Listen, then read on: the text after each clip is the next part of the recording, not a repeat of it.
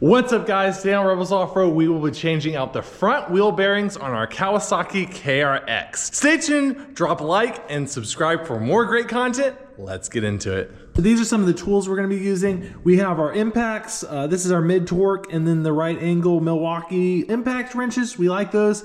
This is a 14mm socket, 10mm socket, 1 1/16. This one is a 22mm socket. This one's a 17mm socket, 19mm socket, and then this one is a 15/16mm socket. This one is for our Rebel rods, so you'll need basically whatever socket if you have your stock tie rods or whatever to get that castle nut off. Ours uses a larger than stock castle nut. So this one's 15/16 for that. We need a chisel, little flat blade screwdriver is helpful, channel locks, snap ring pliers, a BFH, of course, and then we have this tool for greasing the bearings. We made this one. Let us know if you want us to make you one. We can add that to our website.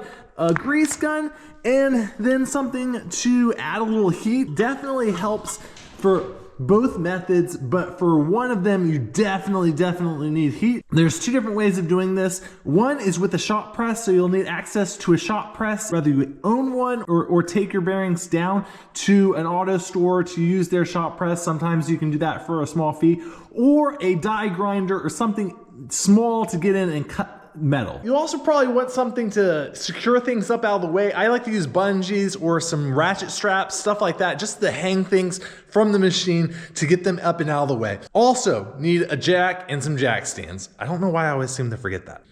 And in case you're more of like a list type person, here's a list of all the tools that I named. Feel free to take a screenshot of it. So the first thing you want to do before you take anything apart, before you jack up your machine or anything like that, is make sure that you actually have a bad bearing.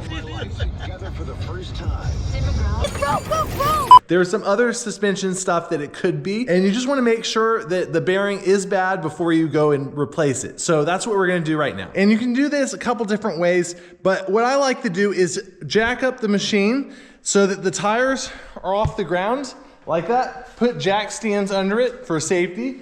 And then you want to get on this tire and wiggle it back and forth, push up and down, and see where there's any play. Move it in and out and stuff like that. And if there's any play up and down in the ball joint area, you see the separating of the A-arms and the knuckle, you know those ball joints are worn out. Also, if there's any in and out play, which there is some there, you can check, and it may be that your wheel bearing is gone. So I'm definitely seeing play when I do this. Look what I can do. So we're gonna get the video in here so you can see it, but it looks like there's some play in the ball joints and in here where the wheel bearing is.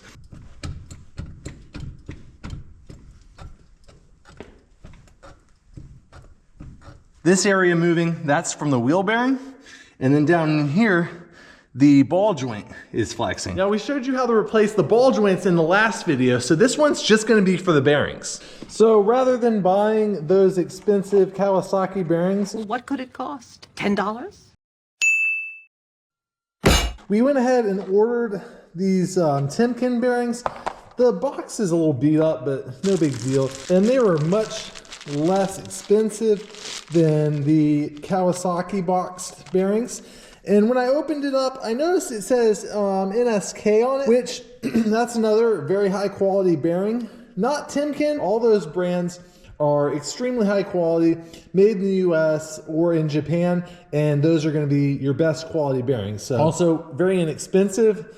I think this was like 22 bucks. There's no need to buy those expensive Kawasaki bearings. They're just rebranded Timken or Koyo or NKS bearings anyways. So I'll provide the link down in the description for the part number for this bearing, but this is what we're gonna be using. Now you do have to watch out because there's a lot of counterfeit bearings out there. Rebranded Koyo, Timken, NKS. Those three brands right there are the top, most quality bearings, but China likes to copy them and stamp that logo on there, and they're getting really bad about it. So make sure you have an actual genuine bearing of whichever one you chose. Now in this case, I actually do think that these are counterfeits. There's a couple little cues in there. The manufacturer of origin is not stamped on the bearing, And obviously, it wasn't a Timken branded bearing to begin with. In addition to that, most of the time, these bearings are in a sealed bag.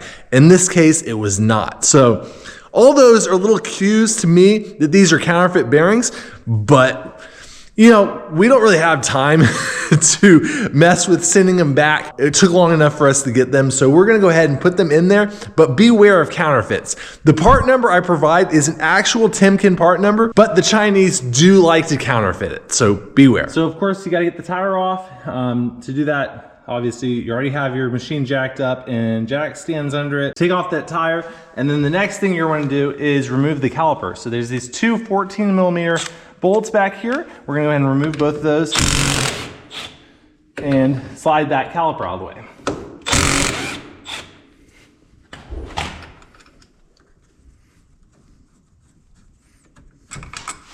Put them somewhere safe. You're gonna go ahead and get this pulled out of the way.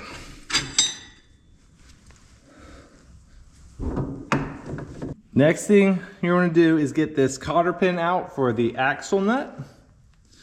So, pair of pliers. Next, we're gonna go ahead and impact off this nut, and it is a 1 1/16 socket that we're gonna be using.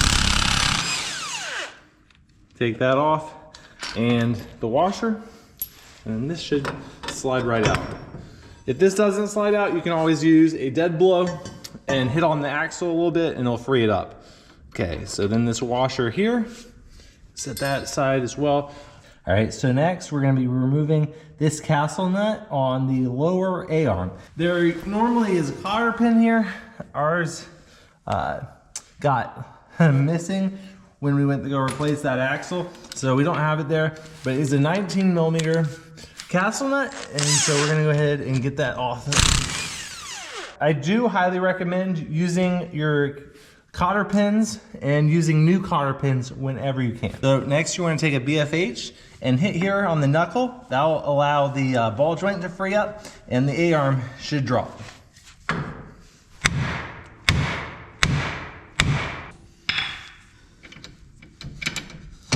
There we go. All right, next we're going to remove this lower shock bolt, and that is going to be a 17. Use our impact and put a pair of pliers on this side.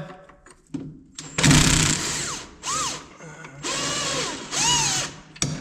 ahead and take this off. There you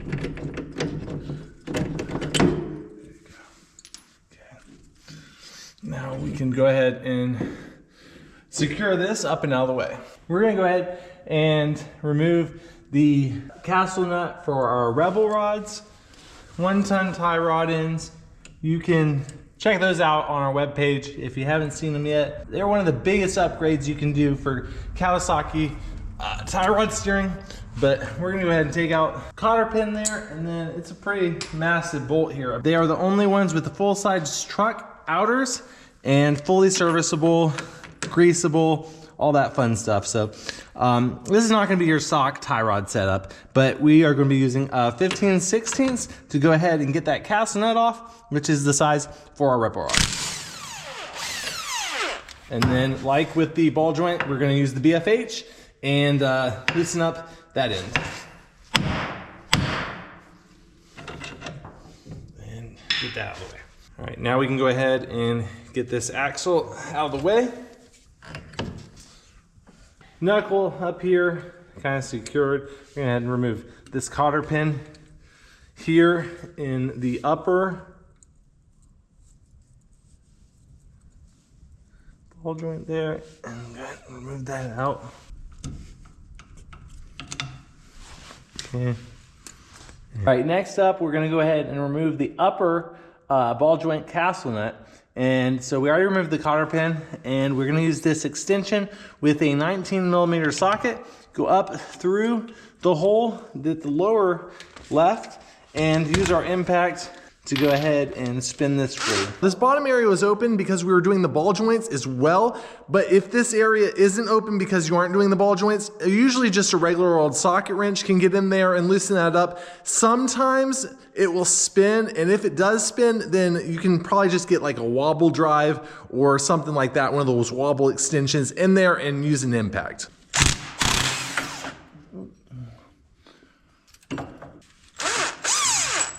And that one had a washer, so don't lose that.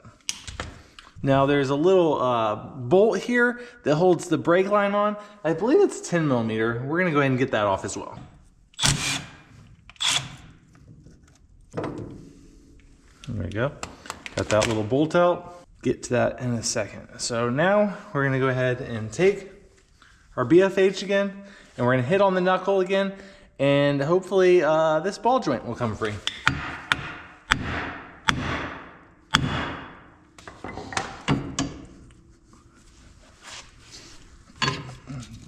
And there it is. We're gonna go ahead and hang up our A-arm, because that is what is going on. Now there's basically two ways of replacing the bearing in the knuckle, and we're gonna be going over both of them. The first one is to be using a shot press, and the second one is to be using heating and cooling. So what we're gonna do is we're gonna do it two different ways, one for each knuckle. So the first step you're gonna do, if you're gonna do the heating and cooling one, is take your bearing and put it in your freezer, or in my case, we have some fresh snow here. So we're just gonna go ahead and toss that right in the snow, and we'll come back for it. Now with either method, you're gonna wanna remove this snap ring first. And so we got our snap ring pliers here, and we're gonna go ahead and do that.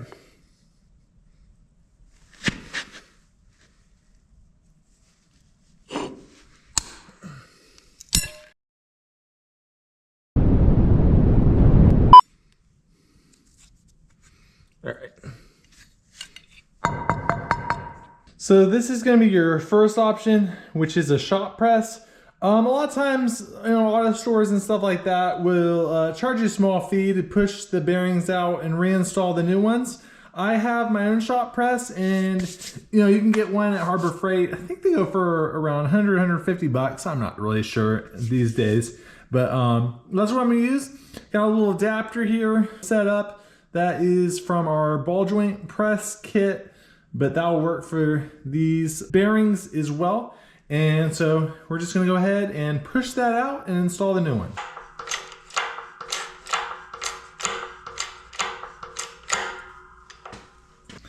Now, even with the shot press, you can benefit from a little heat.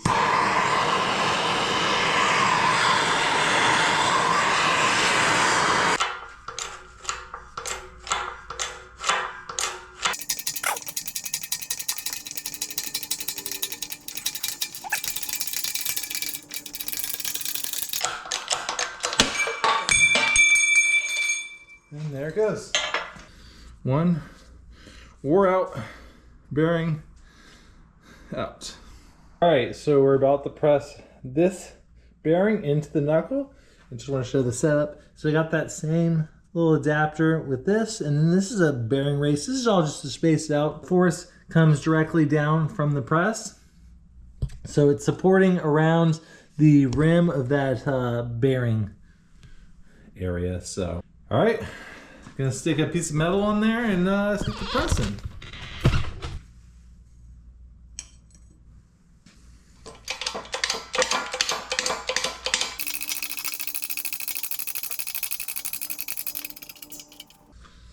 Well, the heat helps as well on the install.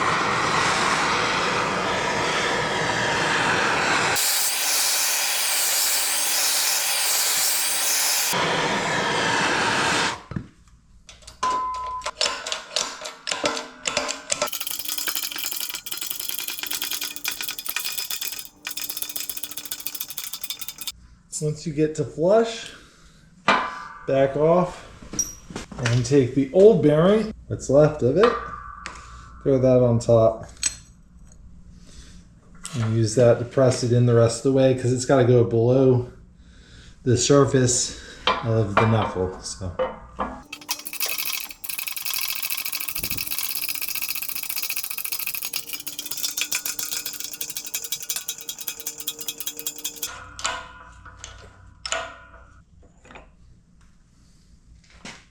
the bearing might be a little stuck on since it is below the surface. But basically we want to make sure that this goes all the way up into the little flange there, and then we can just knock this off. I won't be using that, so there we go. Now we can just go ahead, clean this up, install the snap ring. Get that snap ring on. You want to make sure this is nice and full of grease, and these do come pre-greased from what it says, and I can see a little bit of grease on that inside, but we have this little grease tool we made, and what it does is it fits down inside the bearing there. It pumps grease into it. We're gonna show you how to use it. They sell these online, but we made this one. Let us know if you want us to offer it for sale, but basically just pop this guy on there, tighten it down. And you want to pump a little bit of grease first to get it all filled out, and then I'll show you what I mean by that. So here we go. Now there's 4 grease ports on this, and you want them to come out evenly. So now you can see even all around like that. And so now we're going to go ahead and push it all the way in, and that will be lined up for the grease inside of the bearing. So we're just going to do 2 pumps. 1 and 2. And go ahead and remove this. And you see, now we have our green grease all in that groove, and now we're satisfied that we got it properly greased. So now we're just gonna go ahead and put it back all together. I showed you the way with the press, and now we're gonna show you the poor man's way. And it involves heat and basically busting it out. So we're gonna go ahead and heat this up pretty good and see what we got.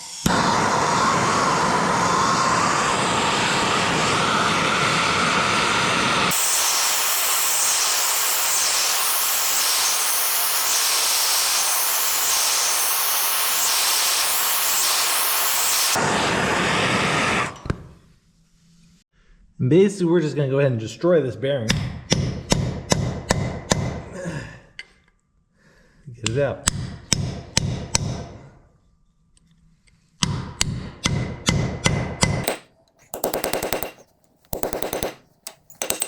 Basically, you want to just go ahead and get all this crap out of here.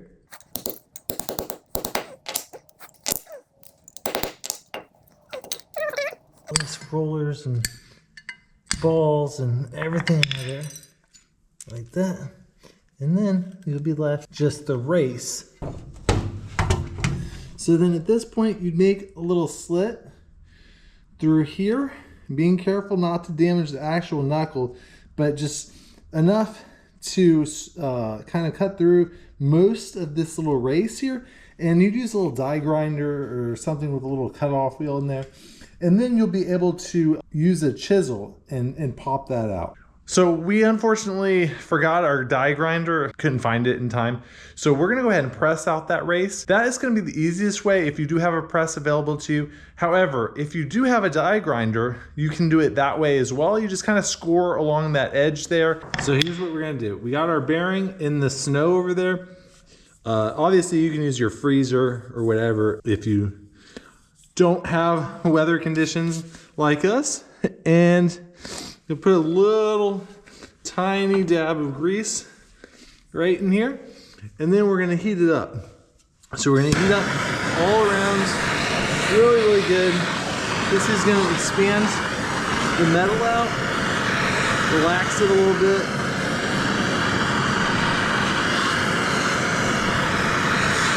And this will help with putting this bearing in.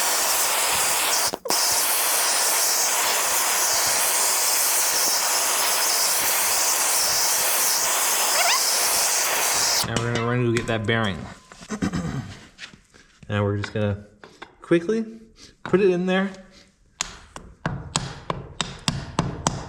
and tap, tap, tap.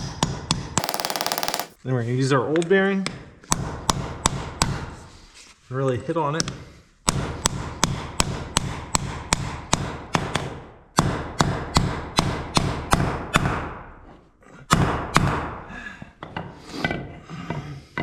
Till it's in place.